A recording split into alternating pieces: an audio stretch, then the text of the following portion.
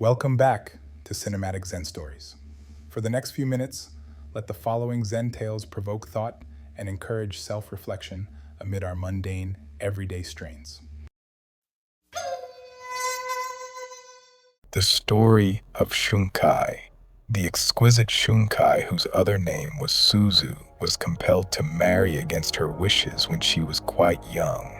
Later, after this marriage had ended, she attended the university where she studied philosophy. To see Shunkai was to fall in love with her. Moreover, wherever she went, she herself fell in love with others.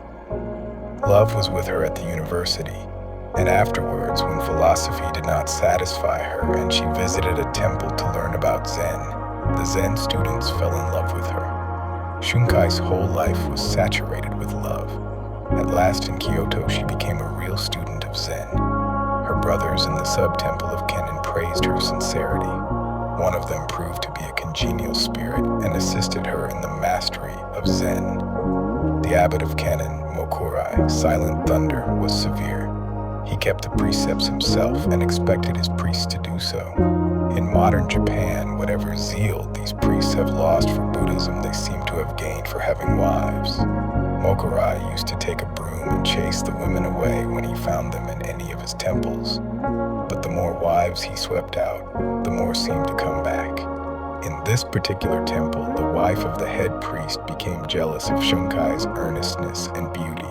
Hearing the students praise her serious Zen made this wife squirm and itch. Finally, she spread a rumor about Shunkai and the young man who was now her friend. As a consequence, he was expelled and Shunkai was removed from the temple. I may have made the mistake of love, thought Shunkai, but the priest's wife shall not remain in the temple either, if my friend is to be treated so unjustly. Shunkai, the same night with a can of kerosene, set fire to the 500-year-old temple and burned it to the ground. In the morning, she found herself in the hands of the police.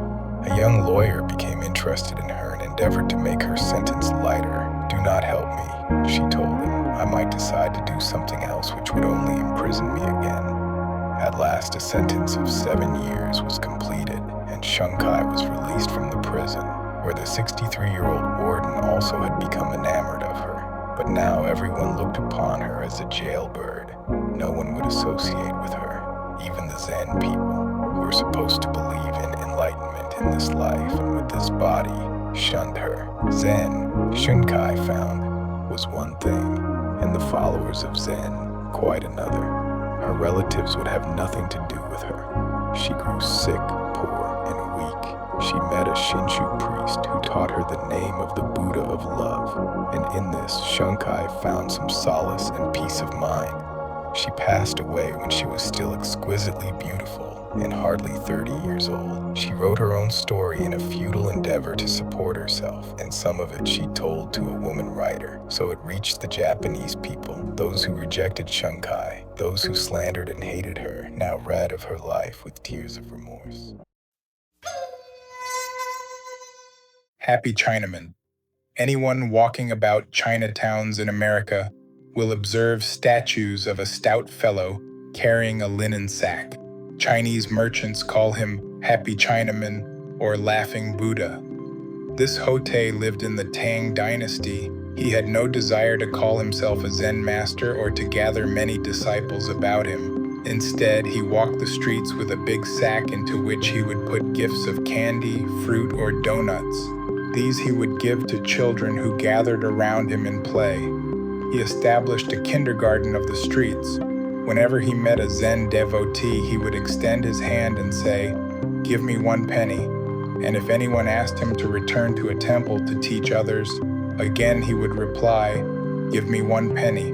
Once, as he was about his play work, another Zen master happened along and inquired, "What is the significance of Zen?" Hotei immediately plopped his sack down on the ground in silent answer.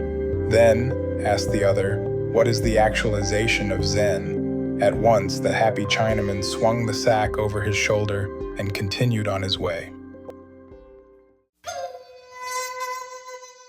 A Buddha. In Tokyo in the Meiji era, there lived 2 prominent teachers of opposite characteristics. 1. Unsho, an instructor in Shingon, kept Buddha's precepts scrupulously. He never drank intoxicants, nor did he eat after 11 o'clock in the morning. The other teacher, Tanzan, a professor of philosophy at the Imperial University, never observed the precepts. When he felt like eating, he ate, and when he felt like sleeping in the daytime, he slept. One day, Unsho visited Tanzan, who was drinking wine at the time, not even a drop of which is supposed to touch the tongue of a Buddhist. "Hello, brother," Tanzan greeted him. "Won't you have a drink?" "I never drink," exclaimed Unsho solemnly. "One who does not drink is not even human," said Tanzan. "Do you mean to call me inhuman just because I do not indulge in intoxicating liquids?" exclaimed Unsho in anger. "Then if I am not human, what am I?" "A Buddha," answered Tanzan. Thanks for watching. If you enjoyed the video, drop a like, subscribe, and share your thoughts in the comments. I'd greatly appreciate everybody's support.